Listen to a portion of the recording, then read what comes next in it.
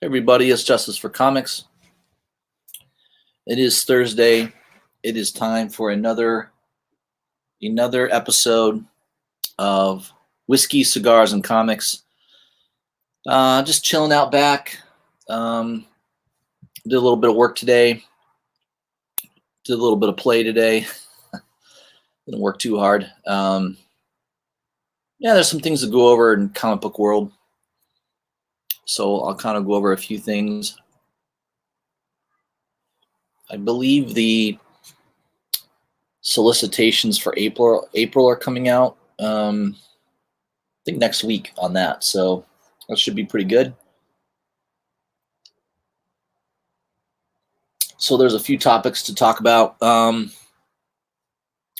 did see the trailer, the Netflix trailer for Lock and Key that comes out, I believe, next week.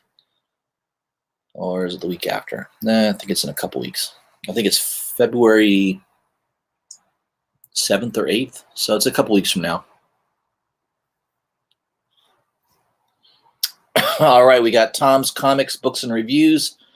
JB's in the house. Grandmaster Stash. Good to see all of you so far.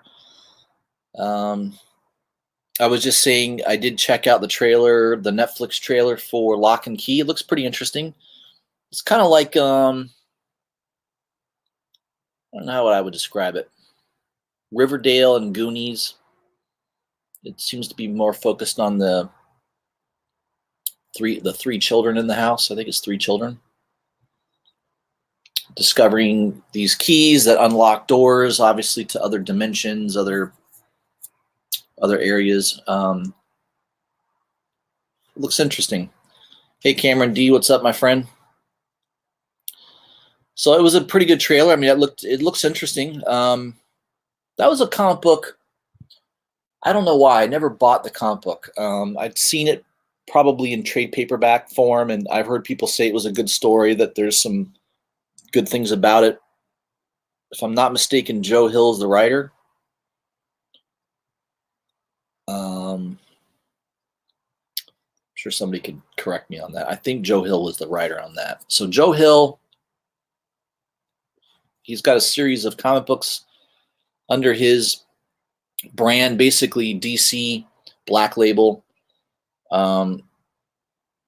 is letting him kind of, I would say he's kind of controlling that whole division, right? So you've got several titles under the Joe Hill Comics. You've got right now Basket Full of Heads, Daphne, right? Is it Daphne? I got that wrong. There's another one I'm not thinking of. The Dollhouse. Daphne Byrne, I think it's Daphne Byrne. Dollhouse. Yeah, that's all under the Joe Hill brand.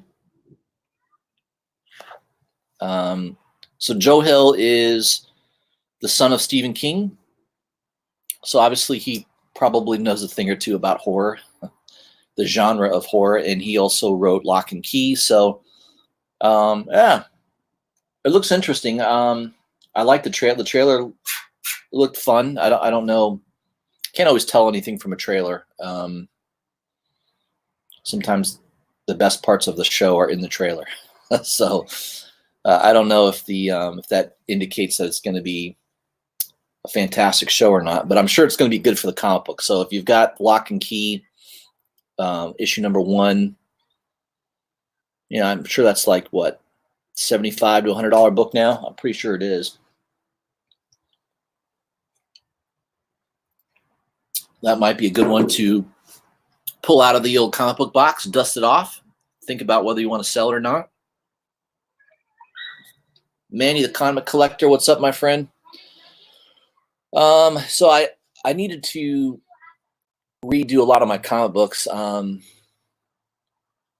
what I do is I alphabetize everything, and sometimes I let my current books that I'm reading kind of get out of hand. So I'll keep a track of books I'm reading, and then books I finished reading. Books I finished reading need to go in, need to be collated into my comic book collection. So the other day, the internet went out in my house. I didn't have anything to do, so I decided, you know what, I'm gonna start organizing, getting my collection organized again. So I pulled out all my comic book boxes, and believe it or not, I have 20 long boxes. So it's a lot. I don't know. If I had to estimate how many comic books that is,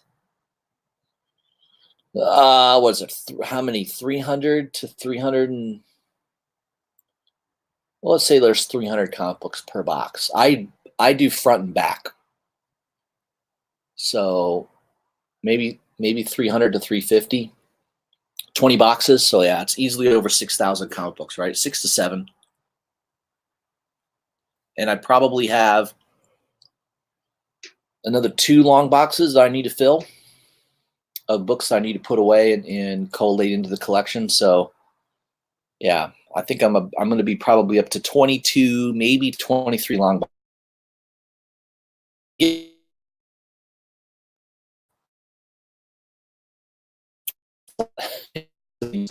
An issue. So I may start doing some auctions, maybe just sell off some comic books that, I still love, but maybe they're not my A-list comic books anymore. Maybe they drop down to the B, C list.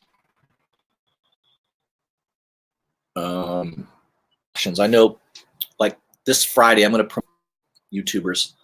Comic Head 84 is doing an auction this Friday night, I believe at 8 p.m. Eastern Standard Time.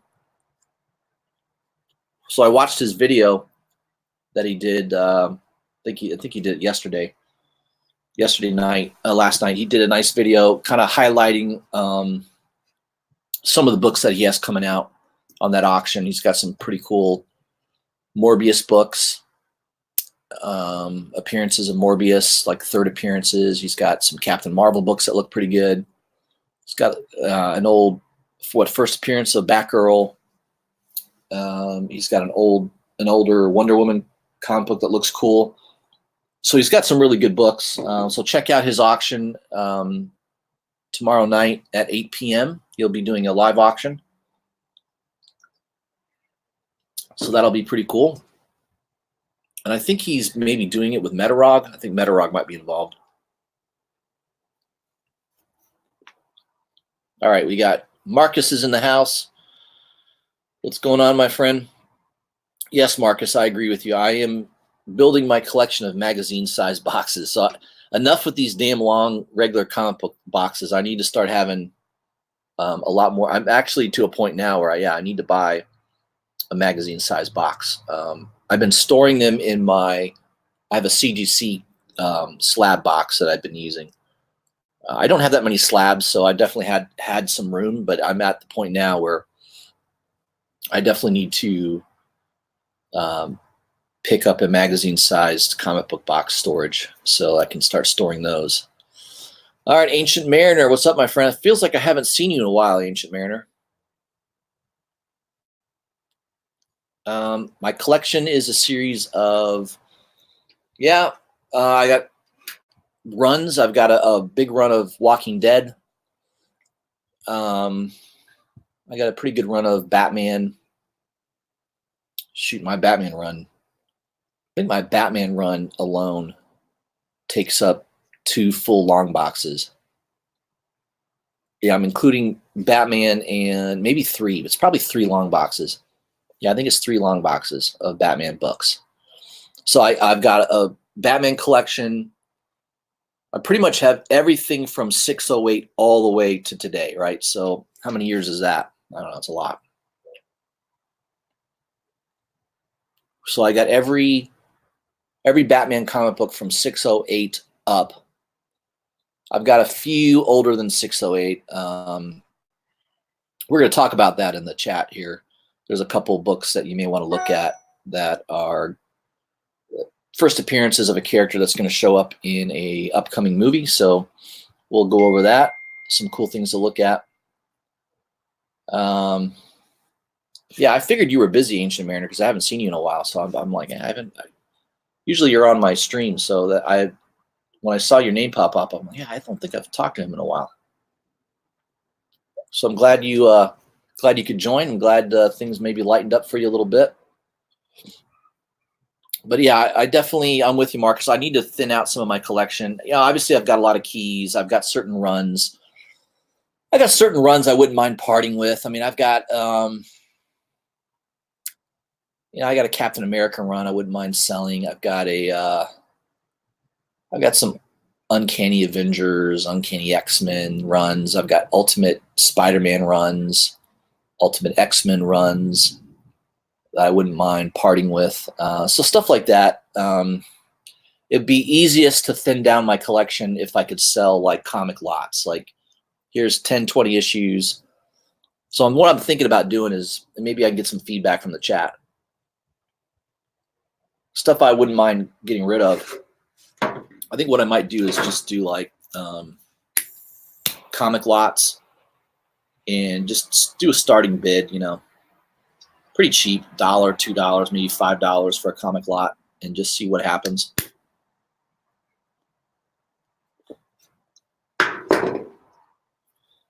Ancient Mariner, yes, I am a Batman fan. Yeah, I would say I have more Batman comic books in my collection than any other character. I'm trying to think who else. I have some Superman, but mostly Batman. Decent amount of Spider-Man. Not too much Spider-Man. I have some Amazing Spider-Man. I don't have like big runs of Amazing Spider-Man. I've got like certain keys that I picked up in that Amazing Spider-Man run, but yeah, I would say I went through a period of time too where I was collecting a lot of independent books. So I've got the entire run of Saga since issue number 1. I've got the entire run of Preacher, which is pretty cool. I don't think I could sell my Preacher run. I love Preacher. It's one of those comic books that, man, I feel proud to own it. It's just a great comic book to own. Great series, fantastic artwork covers. And I bought them cheap. I bought that whole run for like, I'm going to say $60. Maybe with shipping was $70. It was cheap. Issue number 1 alone is what, like a $200 book at least, $200 to $300 range, depending on grade. Mine's in pretty high grade. Ancient Mariner, you just sold a lot of keys to buy a car. So let me put it to, so Ancient Mariner, let me ask you this. You sold something that appreciates over time to buy something that depreciates over time, right?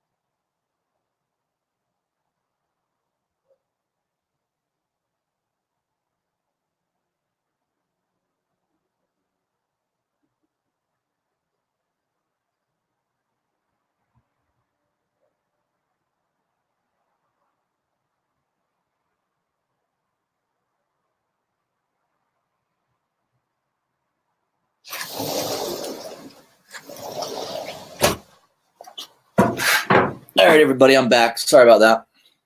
I had to take that phone call. I had to make sure it wasn't an emergency. So Marcus asked, do I collect runs? Yeah, I mean, if I'm into a comic book, I will collect it. So right now, and I mean, I have probably more independent runs. I've got a run of, so let's say DC, Batman. I buy every Batman, even if Tom King writes it. I buy every Batman that comes out. Detective comic that comes out. DC. What else do I collect DC consistently? Probably Batman. I don't collect Superman consistently because I just the right Bendis. I'm just not into his writing, so I buy. I'll buy Superman if the cover's fantastic, like Perillo covers, but I'm not buying Superman consistently. So Batman consistently, Detective Comics consistently. That might be it for DC. I'm trying to think what else I buy DC consistently. That's probably it. Marvel, Immortal Hulk, Venom, those two consistently. I got big runs on those, but that's probably it for Marvel.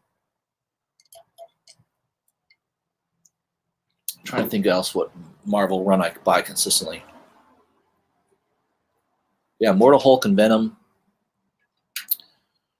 Yeah, that's probably it. I mean, I was buying those Power of X and House of X. I bought that whole series. Been buying the first few issues of X-Men. I'll probably continue with that for a little while, but that's kind of it for Marvel. I don't buy a lot of Marvel consistently. Image, I buy Middle West. I've been collecting that since the beginning. Saga, which is on hiatus, so I'll pick that back up once that comes back out. Monstrous, I've been collecting that since the beginning. What else from Image? Walking Dead, I collected for a long time until that ended. Yeah, I've got a Walking Dead run from 80 onward, so I didn't collect it from the very beginning, but issue 80 and up, that's a pretty big run. I would imagine that's worth a few shekels, right? A few coins.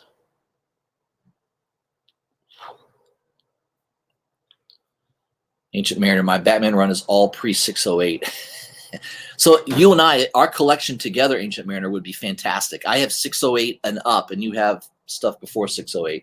I have a few comic books before 608. I have a couple in the 400s, but not consistently. No, it's just sort of just certain keys. But yeah, when I got back into collecting in the early 2000s, right? Yeah. I started buying the Jim Lee run of Hush. I thought that was really good. But I've been buying Batman pretty consistently since then. So yeah, it takes up a lot of space, no doubt about it. Oh, Daredevil, Ancient Mariner, you're right. I did forget about Daredevil. I've been collecting Daredevil. Man, probably I started on it after Bendis and Alex Maleev ended their run. I started Daredevil. So what was that? The Mark Waid. I collected the Mark Waid run all the way up. So I've got every Daredevil book since Mark Waid started it. So that's probably 5-6 years worth of Daredevil. So yeah, it's a lot. But right now, Daredevil is the best it's been in a long time. So yeah, that Daredevil's probably, I've said it many times on my channel. I've said it many times. Daredevil's probably my favorite Marvel book. I would put Immortal Hulk maybe second, and then Venom third. But yeah, definitely, I forgot about Daredevil. That's one I've been buying consistently. So yeah, I've got some pretty good runs. But I got to say, I'm probably buying more independent runs lately than Marvel and DC, probably. Outside of Image, independents. Vault Comics has some good stuff. I love Heathen. Marcus turned me on to that. I'll always turn me on to Heathen. Love Heathen. It doesn't come out very often. Out, so and I like Heathen.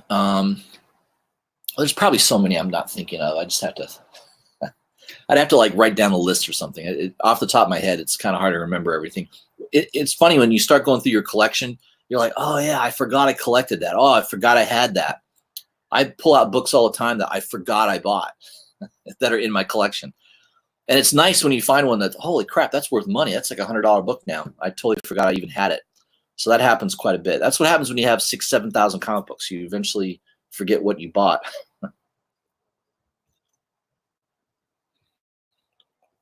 Yes, Manny, I have the 608 second print. Not only do I have that book, which I bought off the rack, off the shelf at the comic book shop back in the day when it came out. Not only do I have that comic book, I have it signed personally by Jim Lee. So I will have to post on Instagram. I've got a nice photo of me and Jim Lee. He came to Orlando. What was the comic book store? I think it was Coliseum. I think he did a Coliseum of Comics signing, exclusive signing. And I bought one of those tickets, that it got me the ability to see him and get 3. I think I could get like 2 or 3 books signed. So I got that one signed, 608 second print, signed by Jim Lee. I also have Uncanny X-Men 268, famous Jim Lee cover. I got that signed. I think it was just 2 signatures. I think it was just those 2. So those are the 2 books I have signed by Jim Lee. And I'll have to post on Instagram. I got a cool picture of me and Jim Lee. Really nice guy. One of the nicest guys I've met in comic books. I mean, him and George Perez. George Perez was really a gentleman. Let me tell you, I had my young daughter with me at the time. I think she was probably at that time, she was 7, maybe 6 or 7. And she's been an artist since she could pick up a pencil. I mean, she's been drawing since then. So she's been an artist for a long time. And she went to a comic book convention in Tampa, and George Perez was there, and he really was nice. I mean, he took her aside and he started drawing something for her. He did a personal drawing for her.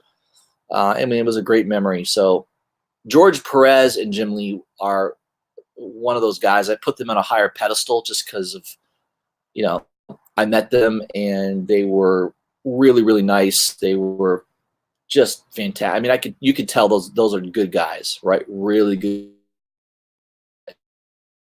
In my opinion, those 2 guys can't do anything wrong. So I love Jim Lee and George Perez. They're awesome. All right, let's shout out Dollar Bin Fodder. What's up, my friend? He's in the house. Mad Mike's Comics. What's up, my friend? Good to see you here. So let's jump into a couple things I wanted to go over, share my screen on a couple things off of CBR that I thought were worth mentioning, perhaps. Let's take a look.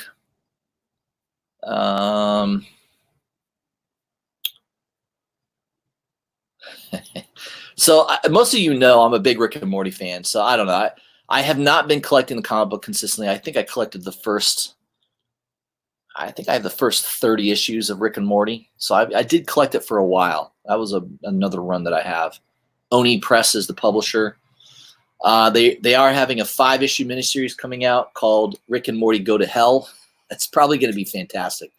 So I'm going to probably pick that up. It starts in April. That'll be in part of the April solicitation, so I will probably pre-order that for sure. I'm a big I love the Rick and Morty TV show. It's phenomenal. It's probably, I would say it's the smart, for me, for years, Family Guy, I always loved Family Guy. I thought, because Seth MacFarlane, he's kind of around my age, he's mid-40s. So a lot of the references in Family Guy, I get right away because, he's my age. So, his humor is easy to pin down because he's my age, so I can relate to him. So I love Family Guy and Seth MacFarlane, but until Rick and Morty came out, I would always say Family Guy is the smartest, funniest show on TV. Rick and Morty came out, and dude, another level. I mean, I'll tell you, I will say definitively, Rick and Morty is funnier than Family Guy. Now, this last season hasn't been near as good. First 3 seasons were excellent. Season 3 was fantastic. Season 4, it's a little waning for me. It's not as great. I mean, first of all, these guys, they're smoking weed all day long. Justin and Dan Harmon, they're potheads. I think at this point they've made a ton of money. I don't think so. They're not exactly. They don't exactly me. So that's the only thing that's frustrating about Rick and Morty. I mean, I've said it before. They signed like a 9-season deal with Cartoon Network. You're never going to see 9 seasons of Rick and Morty. That'll never happen. We'll be lucky if we get 5 seasons. So if they do 1 more season of Rick and Morty, I feel lucky. Because I'm telling you, those guys, they will never do 9 seasons. I will put down money on that bet. They will never do 9 seasons. At least they won't. They might farm it off and have somebody else write it and produce it. I don't know. That's probably what they should do. Is just, but then it probably won't be as good, right? Because you're losing something there. I don't know. It's like Family Guy was written and done by somebody other than Seth MacFarlane. It just wouldn't be. So yeah. Enough about that. I kind of ranted on that long enough. What else is going on here in CBR news? There was something else I wanted to show.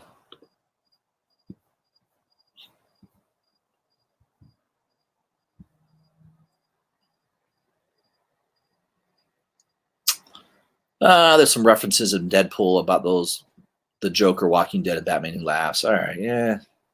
It's like 3 panels. Who cares? It's not news. In my opinion, that's not newsworthy. White Knight, Sean Gordon Murphy. I mean, he's one of the bright spots, in my opinion, in the DC universe, is what he's been doing with White Knight. Curse of the White Knight. Yeah, I mean, he's excellent. If you're not buying that comic book, I think you have a couple screws loose. It's a fantastic series. I think I may have to go to Bleeding Cool. Maybe I saw this on Bleeding Cool. That Star Trek Picard series must be good because the comic book is selling pretty well. That first issue, it's going for like $30 now. I don't know. I may have to try to pick that up if I can find a deal on it. I have issue number 2 and 3, but I missed the first print on Star Trek Picard, so that might be a good series to pick up. I know the TV series, so far, I've heard really good things about it. And I like the actor, Jean-Luc, whatever his name is. It's not Jean-Luc. That's his character's name, Jean-Luc Picard. Whatever his name is, I can't remember the actor that plays him, but I like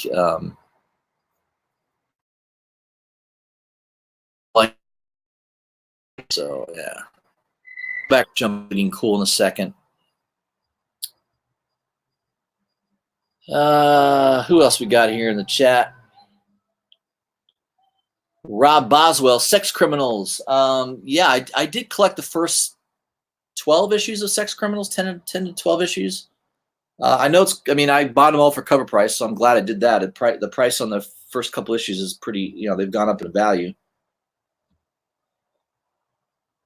It's definitely entertaining.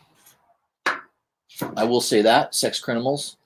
It's an entertaining comic book, no doubt about it.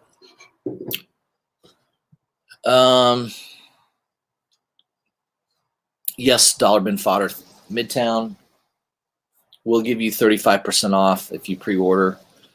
So in my opinion, for years and years, I never pre-ordered, and I think about all the money I could have saved by pre-ordering my comic books. What a fool. What a fool. So I've been ordering and buying my comic books through Midtown since Saga came out. So I started my subscription with Midtown when Saga came out. What was that, 2005? And I only started pre-ordering my comic books maybe a year ago, maybe a year and a half ago, probably a year ago. So I don't know. I mean, I think about all the money I pissed away, right? Because Midtown, you get 15% off, if you do a pull list. But man, another 20% off. I think about all the money I spent, and if I could get 20% of that back, Jesus, probably could have bought a Hulk 181 with that money by now. I don't know. Marcus, thank you. Yeah, 705 subscribers. I remember way back when it was 704. Yeah, it hasn't been growing much. My channel is kind of stagnating. Obviously, I need to do a live stream with Jim's Comics, or maybe I can get on Comics with Bueller or somebody that. Comic Tom. I don't think Comic Tom would probably host me. He probably. I don't know. If somebody has any pull with Comic Tom or with Bueller, let me know. That would probably boost my channel subscriptions if I was on their channel, because I know those guys are racking up the thousands of subscribers, and I'm still at 704, 705, whatever it is. So yeah, it's Patrick Stewart. That's what I meant to say. God, I couldn't think of his name. Yeah. The problem. This is another thing you'll know. I'm smart. I can think of shit if I have time. So I could never be on Jeopardy, because on Jeopardy, you've got to be able to not only have the knowledge, but you have to have it quickly. Your recall has to be fast, and I don't have quick recall.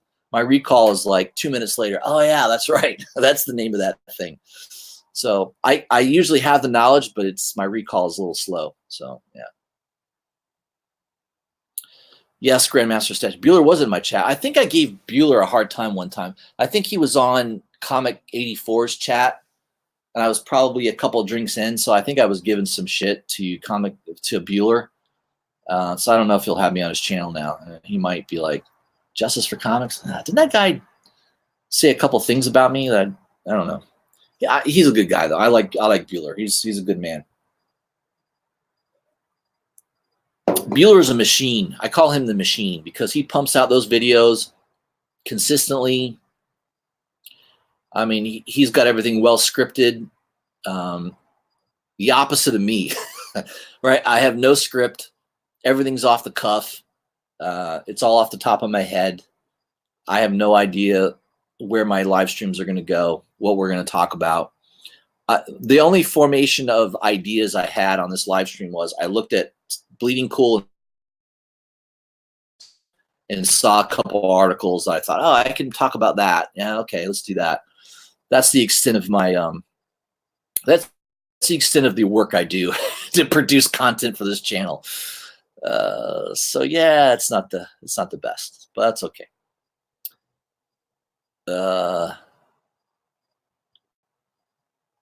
It kills me that Bueller has no glasses. So is that what Bueller does? He puts on the glasses to make himself look smart, or try to project a level of intelligence that isn't there. I don't know. That's pretty funny. I've seen people do that.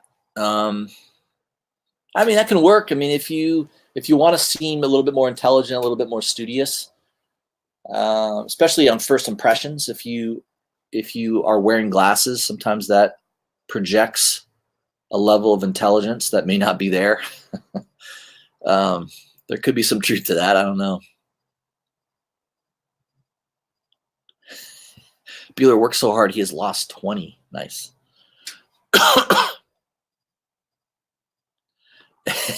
You're right, Marcus. I do remember him saying that. He didn't know that there was a reprint of ASM 101. I think he was in the chat when he said that. I think it was on. Was that on my stream? He might have said it on my stream. I'm not too sure. I mean, there's a lot to know in this industry. I don't ever presume to know everything. There's a lot of shit in the comic book world that I don't know. I'm learning all the time. I learn from Marcus all the time. Marcus is an expert on 1960s and 1970 horror comics. He knows that stuff like the back of his hand. So I'm learning all the time. And yeah, it's tough to know everything, no doubt about it. Oh, Bueller used to be a baseball card guy. Oh no, poor Bueller. Probably lost a lot of money. I knew some guys that were really heavy into baseball cards, and then I knew a guy that spent a lot of money on baseball cards. I think he had spent, God, I think he told me he spent like $10,000 on Mark McGwire rookie cards. I think it was Mark McGwire rookie cards and Barry Bonds rookie cards. I think the guy had spent like $10,000 on those, and I can only imagine. I think he lost. Well, he lost probably 10 grand. I don't know. I think Mark McGwire rookie cards are still worth money, but I think back in the day, there. I mean, before the steroid stuff came out, I know those baseball cards were going for a lot of money. Then it crashed. It's crazy.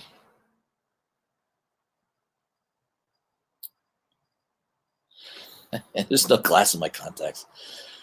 Yeah, I wear contacts, but I'm at the age now where I wear contacts, but my prescription has been changed over the years, right? It's gotten worse and worse. And now I have to. So when I read my comic books nowadays, unless I can usually read it without readers, but a lot of times now I have to put my readers on, and it's part of getting old. I can't see up close like I used to. Far away now, I can see pretty good. I got my prescription updated about a month ago. So like when I go golfing, I can see my ball out there 250, 300 yards. Because by the way, that's about as far as I hit it, about 250 to 300. So I can follow my ball in distance, but man, anything up close, the problem. You get older, you have to kind of it's one or the other. Either you want to see far, great. You can't see nothing up close. So like if I go to a restaurant and there's dim lighting, not only do I have to bring out the cell phone and turn the flashlight on, I have to usually have my readers on as well. So yeah, it's part of getting old. All right, Dollar Bin Fodder is in Florida. Nice. This whole time I thought you were in Newport Beach, Cali. I wish I could afford to live in California. The weather out there is beautiful. I don't think I could afford to live out there. I don't know, the taxes would probably kill me. That's the one thing that's nice. Probably the only upside of living in Florida, it's definitely not the heat or the mosquitoes. It's the no state income tax. So I think California is 12 or 13%. So I'm saving a little bit of money, but yeah, not near as good as California. California weather is fantastic. I have an aunt and uncle that live out near Los Angeles. So I've been out there a few times, and yeah, the weather, I've been to San Diego. I was in San Diego 2 years ago. The weather is phenomenal. I mean, and they were complaining, oh God, it's 79 degrees. It's so hot. I was like, you kidding me? This is nothing. This is beautiful. So yeah, I'll take California weather anytime, but yeah, it's a little expensive to live out there. So Florida, you get a little bit more. Your cost of living is a lot cheaper down here, no doubt about it. Dollar Bin, Cali sucks, broski. I'm looking at Florida now. Yeah, there's a lot of. I think they said in the last year alone, I think they said 200,000 people, because the cost of living is so high. They're like Texas. State income tax. I don't know. I don't know all the states have. I know Florida doesn't have state income tax. I'm pretty sure Texas doesn't. A lot of states do nowadays, though. There's not too many that don't have state income tax, but yeah, I mean, I think California is a great place to visit. I'll visit there as many times as I can, but living there is probably a little bit more of a pain in the butt. So I'll probably stay in Florida. My wife would love to move where it's warmer, or where it's colder rather. She hates hot weather, and it's freaking, the summertime here is unbearable sometimes. I mean, June, July, August, September, those 4 months are brutal. I mean, it gets 95 degrees sometimes in the day, really high humidity. So just like in the winter, if you're living in Alaska, you're running from heat to heat. You're running from your heated car to your heated house, car to your air-conditioned house. You don't want to be outside much because it's so damn hot. All right, we got off track here a little bit. Let me get back to maybe I need to go to probably Bleeding Cool, because I think I saw something on Bleeding Cool that was worth talking about. I don't usually like this website because it crashes my computer. It's got another pop-up. It's the only problem with this website. I know there was an article. I don't know where I read it. It was about the upcoming Suicide Squad. James Gunn. Damn, it had to be on CBR. Let me see if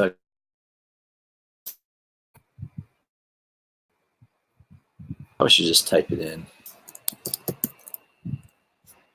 See if I can do this, guys.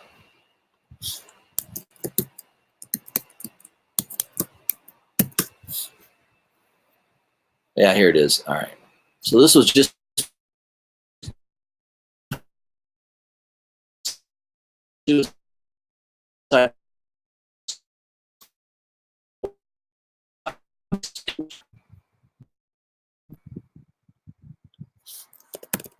on the list. And Shark King, I do have this book, believe it or not. I bought this about a year and a half ago, a couple years ago maybe. I had no idea he was going to be in Suicide Squad, but Superboy #9, and it's not gone up much in value. I mean, here you can buy a near mint condition Superboy #9 for $12.99 plus $4. Yours, $18 is another listing, free shipping. This one looks like it's pretty high grade. I probably paid maybe, I think I got it for maybe $10, so maybe I got a little bit cheaper, but it hasn't gone up in value much. I don't know. So first appearance of Shark King is Superboy #9. He's on the cover. It's his first appearance. Long term, it might be worth having in your collection, but you know, he's not an A character. He's not a B. He's not even a B character. He's a C character. So how much upside potential is in this book? You know, I could see it maybe being a $25 to $30 book at some point. So, you know, hey, $17. Maybe you can get a deal. This guy, you can make an offer, and maybe you can get it for 15. Sell it for 30 eventually. Yeah, may not be a bad deal. Or just keep it in your collection. I mean, I'm going to just hold it because it's a key issue of a first appearance of a character. I don't think it's a major character. I don't think it's a character that's ever going to be, you know, worth big money at by any means. But still, yeah, it's kind of cool. I think the other character they mentioned in the article. So he posted this Instagram listing showing these icons like an eagle. I don't know what that is. A cat, a horse, and a rat. I think the rat is Ratcatcher. So it's been pretty well known that Ratcatcher is going to be one of the characters in Suicide Squad. First appearance is Batman 585. He just killed a mosquito. Freaking mosquitoes. Which is not an expensive book. I think I paid $10 or $15 for it. You can go on eBay right now. There's a buy it now for $18 plus $5 shipping. So yeah, $23. So yeah, $20 to $30 book. I don't think it's, you know, it's nothing real expensive. Maybe you can get it cheaper on an auction. I mean, I bought a really high grade copy.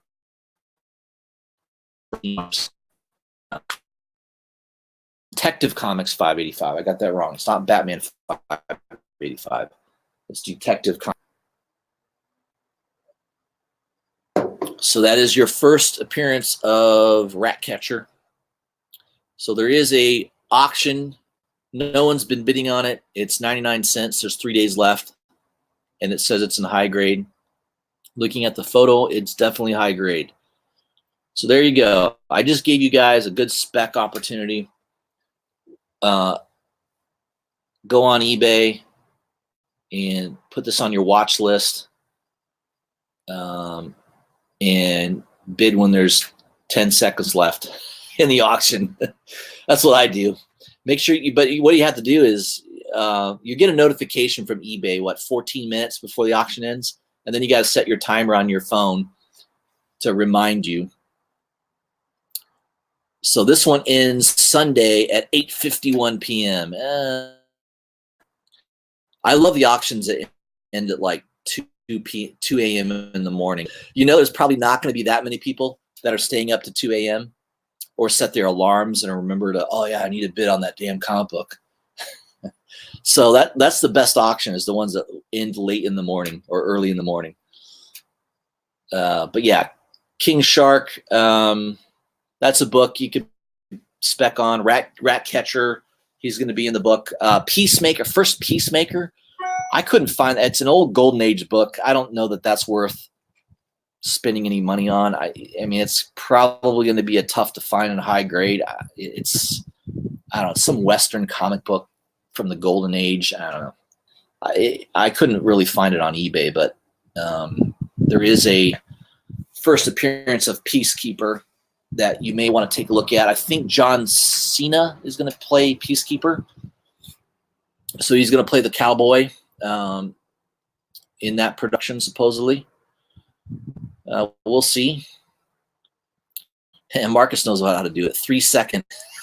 Marcus, you're exactly right. That's exactly what I do. I wait till about 3 seconds. That's when I put my bid in, right around 3 seconds. So at that point, if there's a bunch of people, they probably try to do the same thing. It's just whoever put a higher, how much you're willing to spend for that book is usually the winner. So the other night I went to bed and there was, I can't remember what was the book. What was it? I put a bid on something. Damn, what was it? It was like an Uncanny. It was the first Brood. I think it was like Uncanny X-Men. The first. I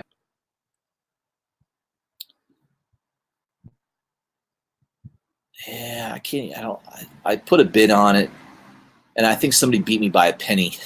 So I don't know how that happens, but I went to bed and I was like, I'm not staying up another 2 hours just to try to win a $8 comic book. So I just put a bid in of like $8 and somebody beat me by a penny on it. So yeah, if I really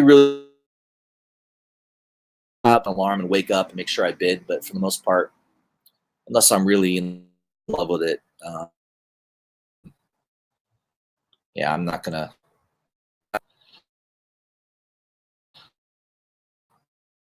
Experience to him was not a character that I don't think you're ever going to see a lot of hype on Polka Dot Man.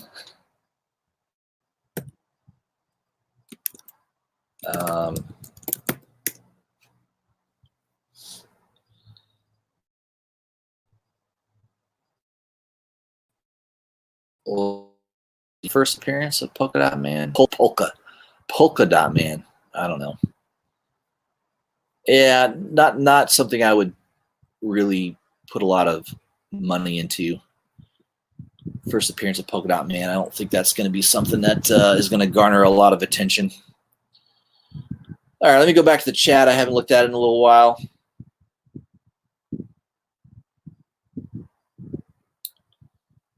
Yes, Cameron. John Cena will be in it.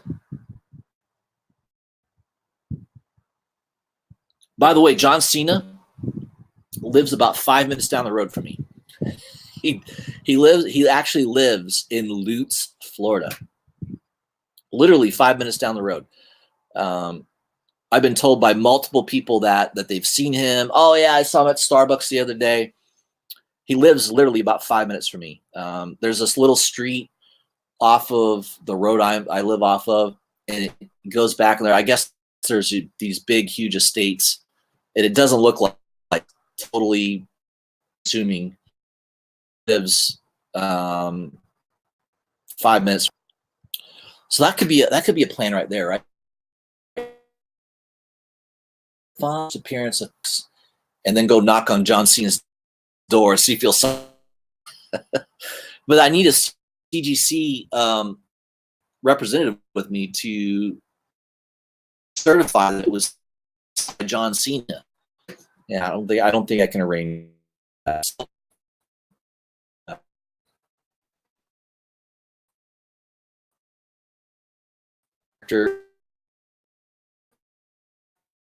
So Mark Ilgro's first appearance for about $50. I don't think it's too expensive.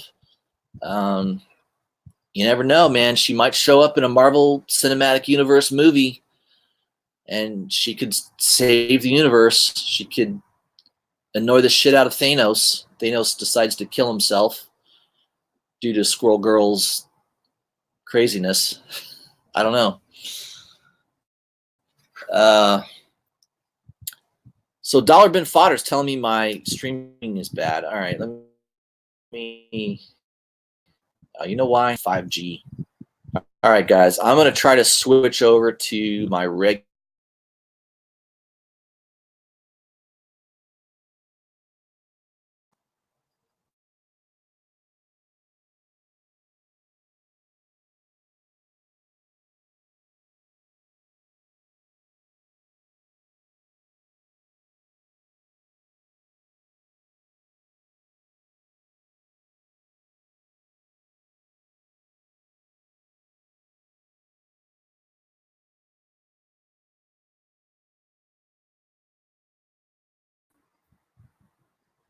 All right, everybody. Can you hear me better? I didn't realize I need to check that. Damn it. I always do that. I go on the stream and I'm on my 5G, and 5G only works well if you're like really close to the router. I'm outside my house, so the router signal is probably a little weak. So I apologize. Dollar Bin Fodder, thank you for letting me know that. Obviously I don't always know how I'm broadcasting, so I appreciate anybody that tells me, hey, your broadcast isn't very smooth. So hopefully it's broadcasting better right now. And yes, Cameron D, no, I don't live in a huge neighborhood like John Cena, even though I'm 5 minutes away. I mean, I think the average price house where I live is 350, right? 350 to 400,000. So I don't know, it's not high end for sure, but John Cena, I'm pretty sure lives in $1 million pad, but supposedly he has a big property. It's all fenced in. It's got the guard gate, all that crap. And it's probably a lot cheaper living here than the Hollywood Hills, right? I mean, think about what your average house in the Hollywood Hills has got to cost versus Lutz, Florida. It's probably a massive difference. So, yeah, he's got a lot of extra money rolling around because he's not spending it on his house. All right.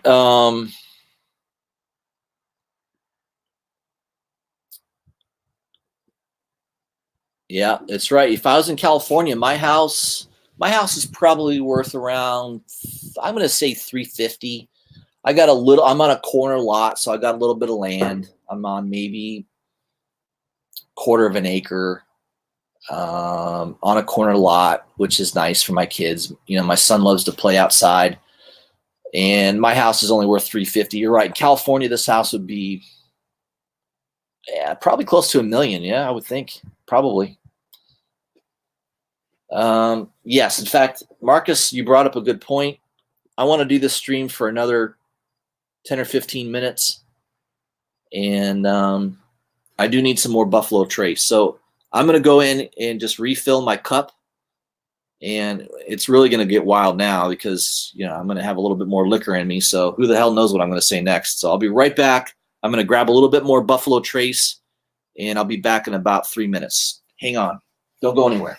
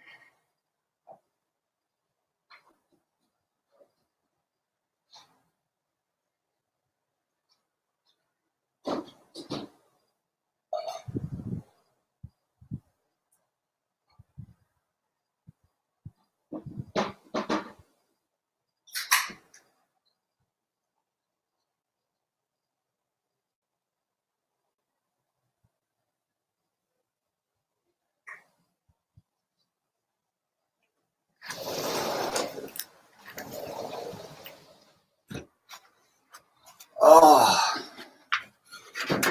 All right, guys. I am drinking Buffalo Trace, so Marcus knows what I like. I am drinking some Buffalo Trace on ice. So, yeah, now you've done it. Marcus, you've encouraged me to drink more. This is not a good thing.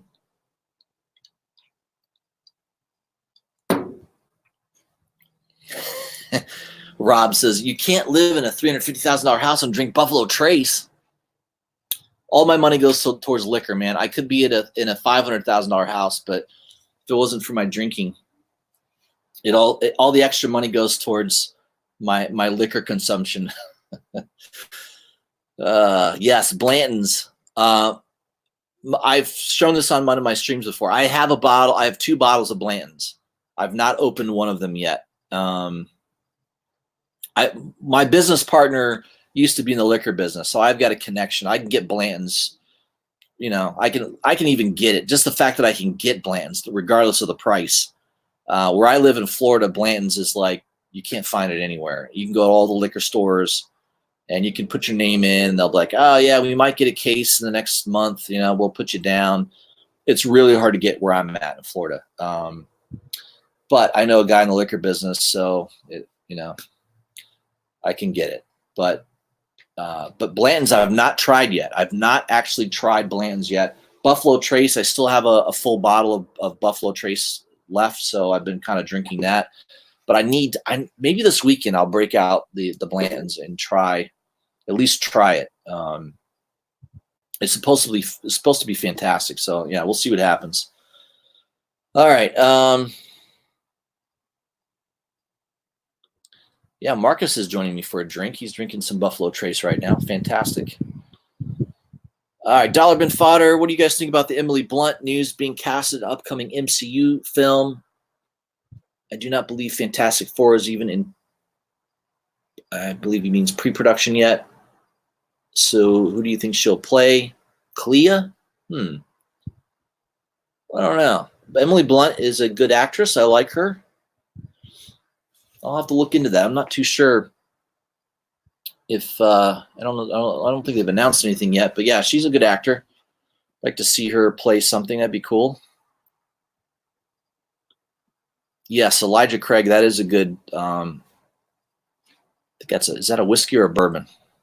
Might be a bourbon. I know I've tried it. It's pretty good. Rob, I'm in Kentucky. It's like water around here. Shit. Rob, I need to keep you in mind, man. If my connection for Blanton's ever runs out, you're in Kentucky, you should be able to get a bottle easily.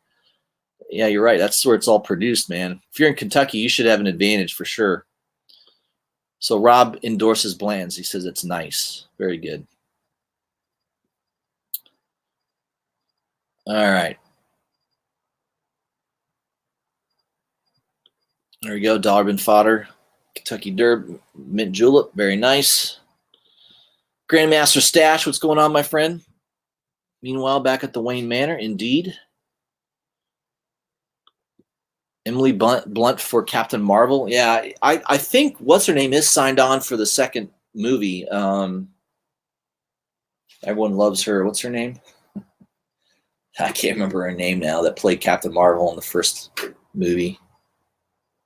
Starts with a B. Damn, I can't remember her name. It's not the liquor. I just can't remember her name. But yeah, they're I think she's supposed to be in Captain Marvel 2. So I'm pretty sure Emily Blunt won't be in Captain Marvel. I don't think so anyways. I just can't remember her name. What the hell? I keep thinking Reese Witherspoon. It's not Reese Witherspoon. Well, whatever. Can't remember her name. She enraged Brie Larson. Thank you, Rob. God, I can't. That's why I can never be on Jeopardy. I know stuff. I just can't get it out fast enough. So you'll never see me on an episode of Jeopardy. Jesus. All right, old man Captain America faces a army of zombie Red Skulls at the end. That could be cool. So I think I pre-ordered this book. I'll have to check and make sure, but I do love Raza's artwork, and I know that's a nice Raza cover. So these are, Elseworld one-shots. Hey, this is how Captain America dies. I did pick up the Miles Morales one. It was okay. It wasn't that great. I wasn't real impressed with it. I haven't read the Captain Marvel yet, but I believe I pre-ordered Captain America and the Captain Marvel one. I'll have to check to make sure, but this could be interesting. Yeah, we'll see. I did watch the second trailer for Wonder Woman 1984. It looks really, really good. I'm looking forward to that movie. I think that's coming out. Is that coming out in March or April? I know that's coming out in a few months. That should be really, really good. I really liked the first Wonder Woman movie. I thought it was excellent. That's how a female character done, just like that, not Captain Marvel, which I thought was boring. Wonder Woman is a fantastic movie. The previews for the second movie look even they look just as good, or if not better. So check out that trailer. It's awesome.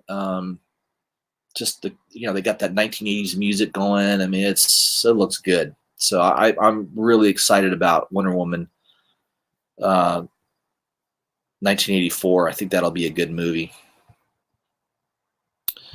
Let's see. Let me go to Bleeding Cool. I know there was something else I wanted to mention. Let's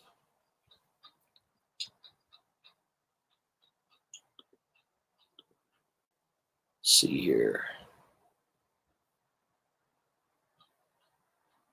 By the way, everybody, I'm taking mosquito bites for all of you. That's the dedication I have to my subscribers. I am doing a live stream, and I'm losing blood at the same time. So that's my commitment to my channel. I bleed from my channel. My ankles are probably getting I know they're itching right now, so I know they're biting me on the ankles, those damn ankle biters.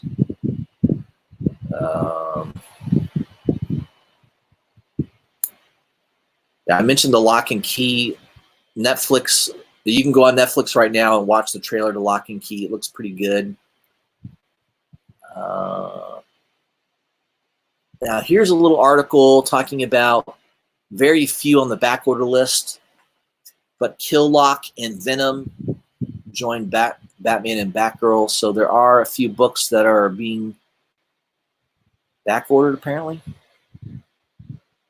So I recommended Killlock just because the artist is fantastic.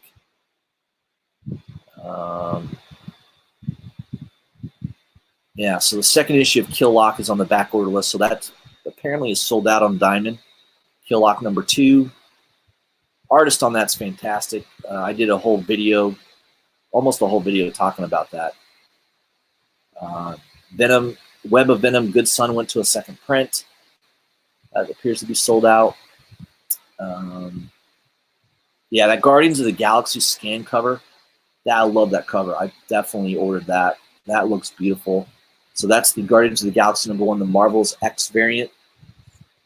That is now sold out.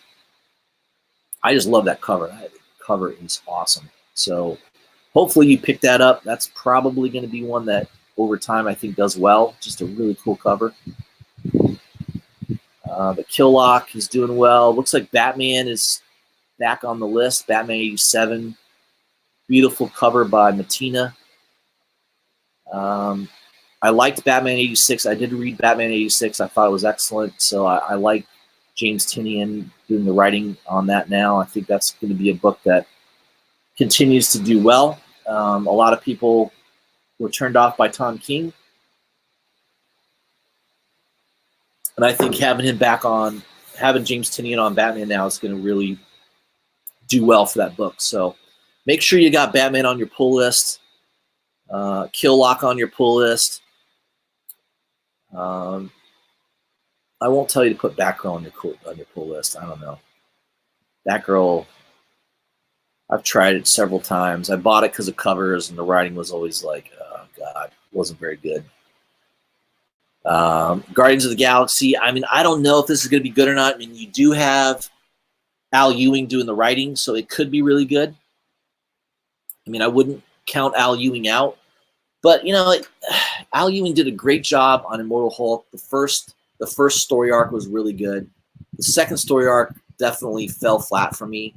And lately, Immortal Hulk's been getting a little bit better. I read issue 26 and 27 recently, so it's been getting a little bit better. So I'm hoping that Immortal Hulk gets considerably better as far as the writing.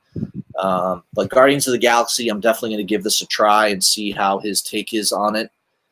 Hopefully it will be good. But yeah, I mean, I definitely see a lot of really good books coming out.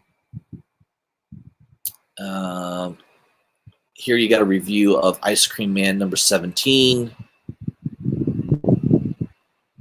You got a cool homage to Action Comics #1. Looks like the article indicates that it's maybe not the best review. I don't know. I mean, most of the Ice Cream Man, most of the issues have been pretty good. It's definitely a great series. issue number 1, I think it's like a $20 to $25 book.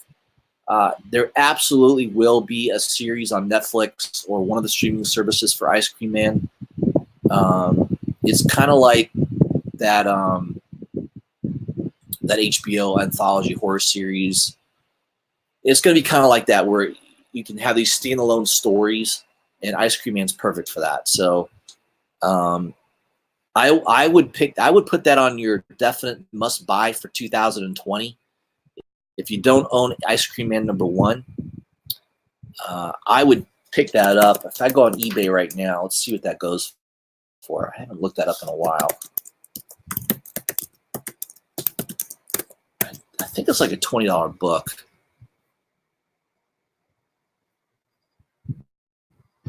Here, $40 for the A cover, $35 for the B. Okay, $30 to $40. So,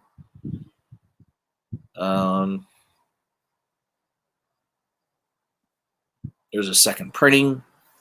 I think I have the second print, and I've got the B cover. So I believe I don't have the A cover, which is that one right there, which is like of course, that's the one that's worth money. It's the one I don't have.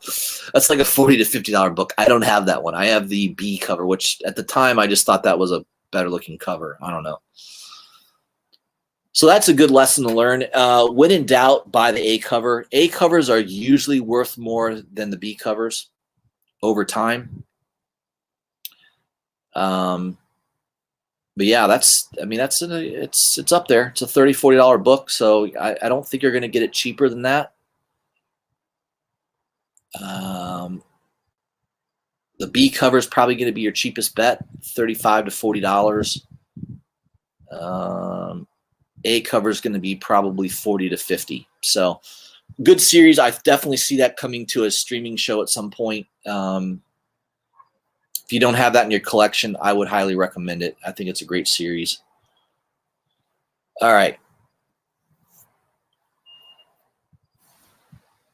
Rob says, I want the homage Ice Cream Man. There you go. That's right.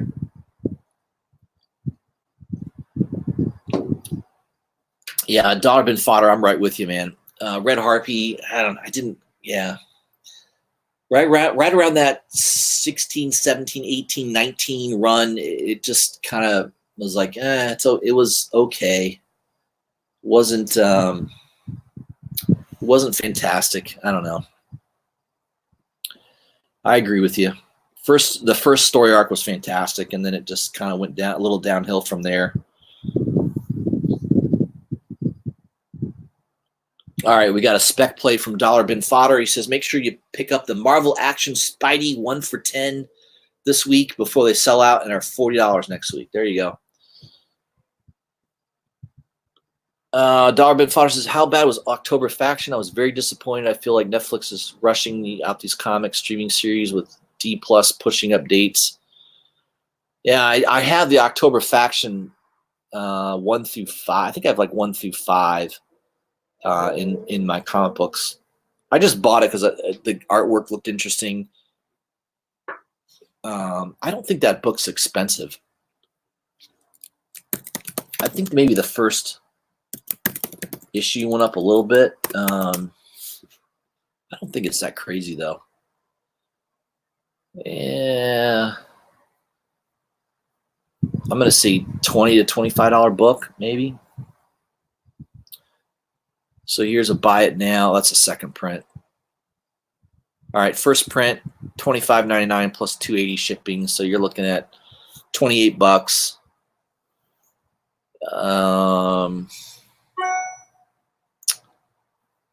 I think I have the retailer subscription B variant is the one I own, which I think is worth less than the A cover. I didn't pick up an A cover.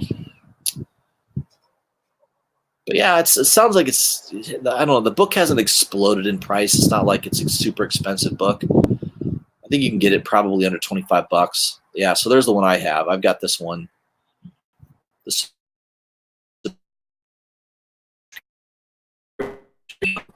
bunch of writing on a chalkboard. $23. All right, that's the one I own. So it's, I think the A cover is worth a little bit more. Again, buy the A cover. If you're not sure, buy the A cover. That's usually the one that is worth more money. Even if the artwork isn't quite as good, usually the A cover is the way to go. But I think there's only 2 covers to that first issue. But yeah, I mean, here you go. Here's one A cover, $15. Looks like it's in pretty good grade. $15. I don't know, that maybe that's a reprint. I don't know. It says Netflix original series, so that can't be the first print. There's no way. That's probably a second print or a reprint. There is an ash can variant apparently for $90. But you heard it first. One of the people in the stream, Dollar Bin Fodder, says it was disappointing. So I don't know. I don't think you want to put a bunch of money in something that maybe isn't that great. So check it out first for yourself and see if it's worth getting. Comic Gains just subbed me up. Thank you, my friend. Appreciate you doing that. So now I'm at 706. Yes. Maybe I'll get to 710 soon. I don't know. So that's that hurdle to getting past 1,000 subscribers. I mean, that's a little bit of a hurdle. I'm gonna have to do a little bit of work to get above 1,000 subscribers. I need to join more other people's streams. I mean, I've gone on Comic Head 84's channel a few times. I've done a joint stream with Jim's Comics, who has a ton of subscribers. And I did pick up, by the way, right after I did that stream with Jim's Comics, I picked up like 100 subs like right away. So I just need to beg him to let me on his show a few times. And that's what it takes. I have to beg him. So you guys, if you guys subscribe to Jim's Comics, send him a note saying, hey, why don't you have Justice for Comics on your channel? You guys get along so well. And I've known Jim's Comics for, almost 2 years now. So it's not like he doesn't know me. I mean, I text with him all the time. But he's a busy guy. I mean, he's got a very demanding work schedule. So it's kind of hard to pin him down sometimes. So Dollar Bin Father says, pick up the A cover and B in the second print now for Ice Cream Man. It's a low print run. Diamond retail sales at $9,400. Yeah, it's pretty low print run. I agree. I think if that show comes out, I think that'll be $100 book because the print run is pretty low on that book. So that is your Justice for Comics recommendation. If you don't own Ice Cream Man #1, try to pick up one of those issues. I think eventually that could explode in value, especially if they do a good job with the series. And Dollar Bin Fodder says it's in production with Universal Cable. So there is a production deal on it. When it gets developed and when it comes out is anybody's guess, but at some point it probably will come out. And Comic Gain says, I watched all of October Faction. It wasn't that bad, though I didn't read the series. Heard they left a lot out. So yeah, I'll have to check that out. Is that on Netflix? I'm not sure if it's on Netflix. I know Lock and Key is going to be on Netflix. I'm not too sure what channel or what subscription service October Faction is on. I'll have to take a look at that. Marcus, I'll send Jim a hockey card. See if he's game. There you go. Don't send him a Gretzky card. He does not deserve a Gretzky card. Send him like a maybe like a second year Lemieux card. Don't send him a Gretzky card. Send him like a second year Lemieux or something like that. I can't even think. I'm trying to think of a hockey player today, like a modern great hockey player that's playing today. I can't even think of one. There is a great professional hockey team by me, Tampa Bay Lightning. They're a good hockey team. I've been to several of their games. It's very exciting. They're a great team, but I don't follow it like knowing who this great goalie is. You know, I don't follow the players that well, but I've definitely been to a few hockey games down here in Tampa, and Tampa Bay Lightning is one of the great teams in the NHL. So, you know, it's fun to watch. I probably need to get more into it, to be honest. I'd rather go to a hockey game than a baseball game. I mean, I'm a big baseball fan because I kind of grew up with it. My grandfather was a baseball player. He played for the St. Louis Cardinals in their minor league organization. So back in the day, he was going to college and he was playing AAA. He got up to AAA in the St. Louis Cardinals organization back in the late 30s. So he knew.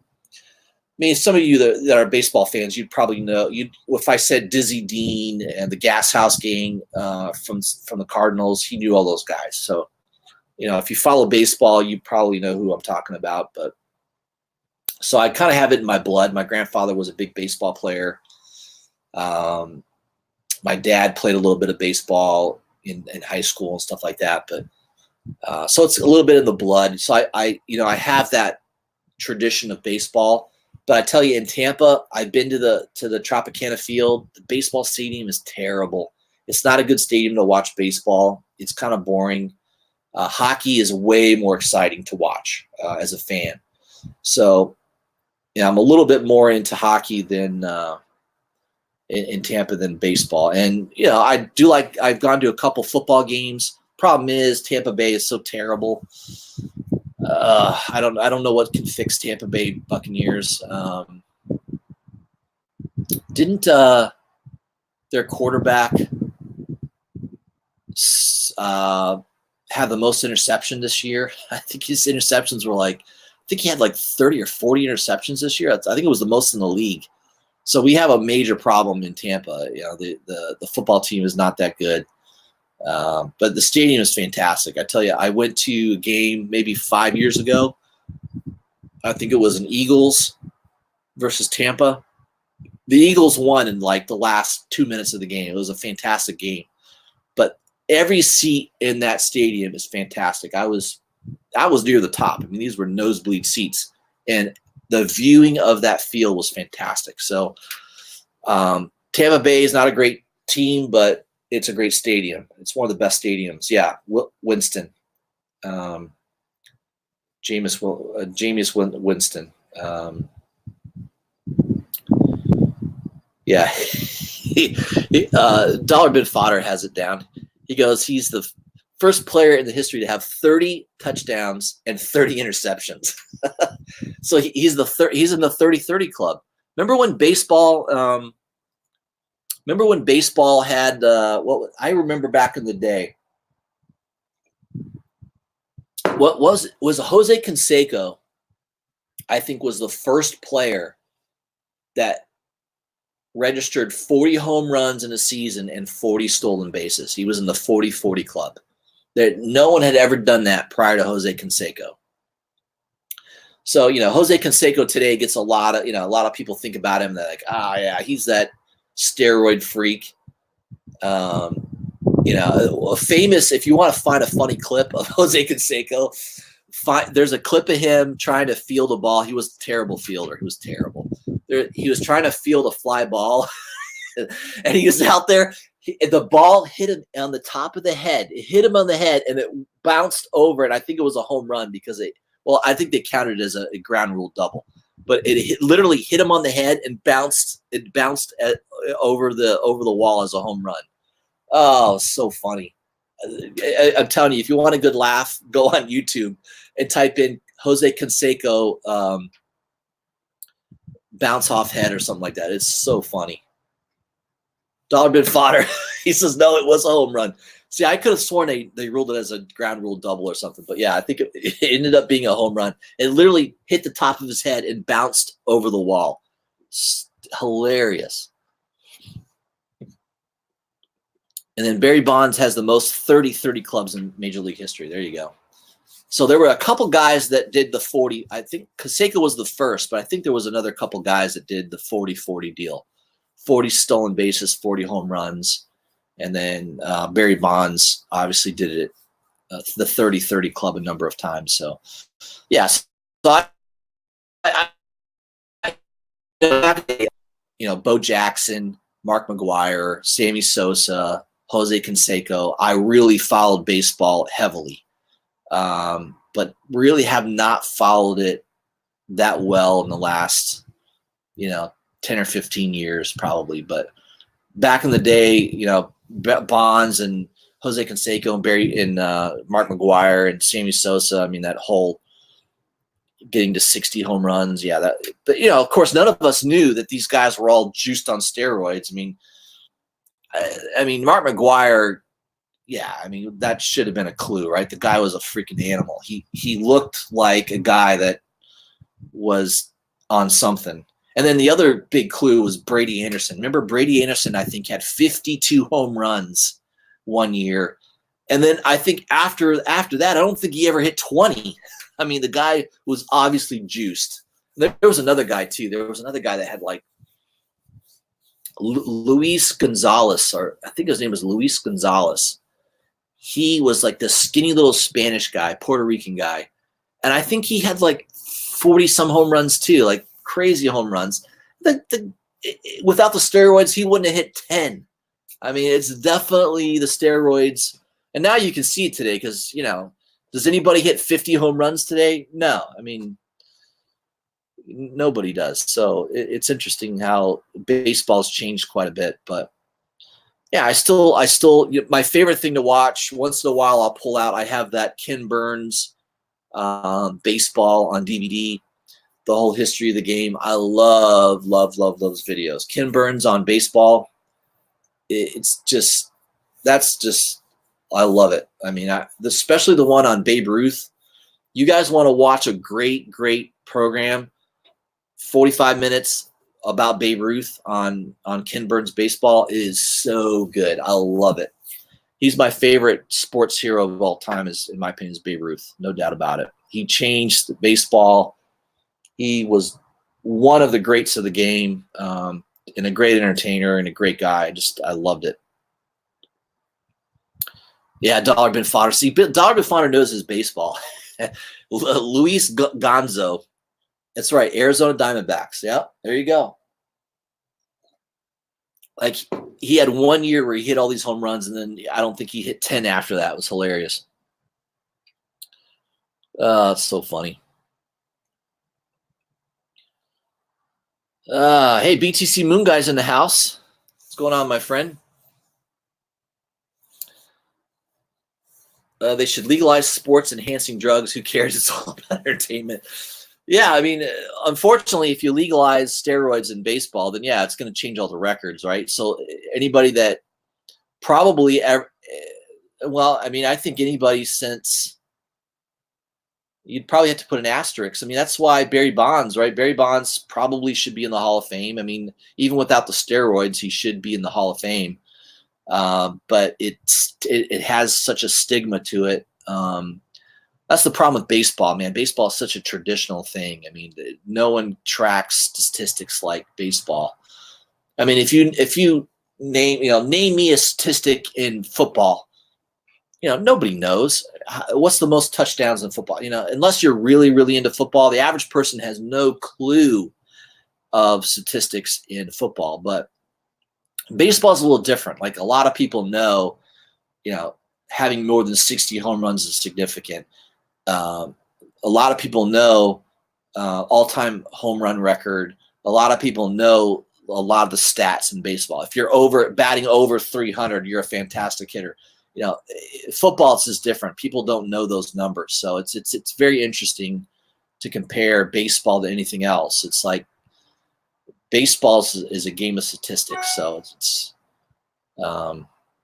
yeah, I don't know. It just seems that way to the average person, I suppose. I know I went off topic. I went really heavy into into baseball and sports. There you go. Tom Brady has the most TDs in a season until Peyton Manning crushed it for the Broncos. There you go. See, I don't know football stats as much. I gave up sports and politics. Great life hack. Never been happier. There you go. That's a good rule of thumb, man. Don't get too involved in anything. You'll probably be happier for it. But who do you think's going to win the Super Bowl? Let me ask that question. I'll give you my take. So I watched the Chiefs and the 49ers. I think everybody is expecting the Chiefs to win.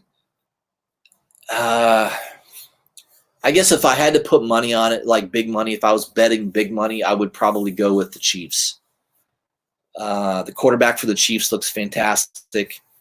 The 49ers look really good too. I think it's going to be a good game. I mean, it should be a high-scoring game. At least I think it will be. I don't know. But a lot of people are just happy that New England's not in the Super Bowl this year. So I don't know. Metaphorical's in the house. I know Metaphorical's been trying to have me on his channel for a little while here. I know we've not been able to hook up, so I apologize for that. Yeah, maybe next week we can do that, man. We'll have to work something out.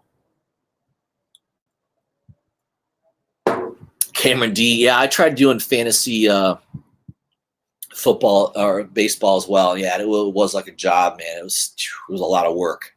And I think I scored like third place in my league out of like maybe 30 people. So I did well, but I was disappointed I didn't win. So I kind of like lost. I lost the hunger for it because I didn't win. But yeah, it was a lot of work, no doubt about it. Cameron D says always pick defense. So my pick is going to be the Chiefs. I don't know if that's an educated pick. I just, from watching the two playoff games, the Chiefs looked a little bit better, but I don't know. I could be way off.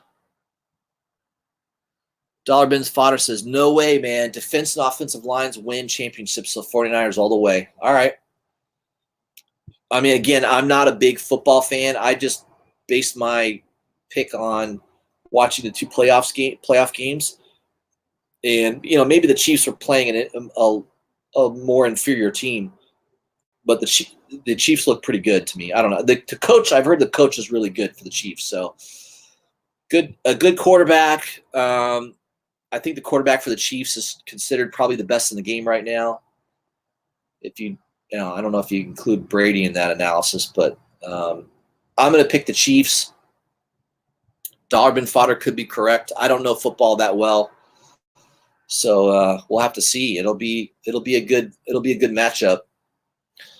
We'll have to see what happens there. Dollar Bin Fodder, he probably knows what he's talking about. I play in 12 fantasy football leagues every season. Jesus. Woo. Yeah, man. I tried it one time and I didn't do too well. So yeah, Marcus makes a good point. Depends on who's hungrier. I imagine both of them are going to try pretty hard. I mean, there's a lot to it, but Dollar Bin Fodder says it will be a good game. 49ers defense, offensive line, and run game. Yeah, you're right. The 49ers did have a really good run game. I will say that. I was impressed by their run game. So you probably know more than I do, man. I don't know football that well, so you could be right. 49ers might have the edge. I would say if you've got a really good running game, that should give you a slight edge over passing for sure. All right, guys, it's 7:30. I've been on here for, an hour and a half. Time flies. My wife just prepared dinner, so I'm going to be grabbing some dinner here. I appreciate everybody that tuned into the chat. I will be on tomorrow to do the Hot 10 list from CBSI, so look for that. And I'll probably also be on Comic 84's live stream. He's doing a live stream at 8 p.m., an auction. So I'll probably tune in to check that out as well. So I appreciate everybody tuning in. We had a great discussion. I appreciate everybody participating. Marcus, of course, thank you for joining in and adding your take on things. Dollar Bin Fodder, Cameron D, you guys are awesome. BTC Moon Guy, thank you for joining in. You guys are very loyal to my channel. I really, really appreciate it. Again, look for my video tomorrow on the Hot 10 list from CBSI. I'll have that review. And then I'll also be on Kenny's Comic Head 84's channel. I'll be tuning in on that on the chat. So I'll be making some comments on that tomorrow night. All right, guys. and I'll see you.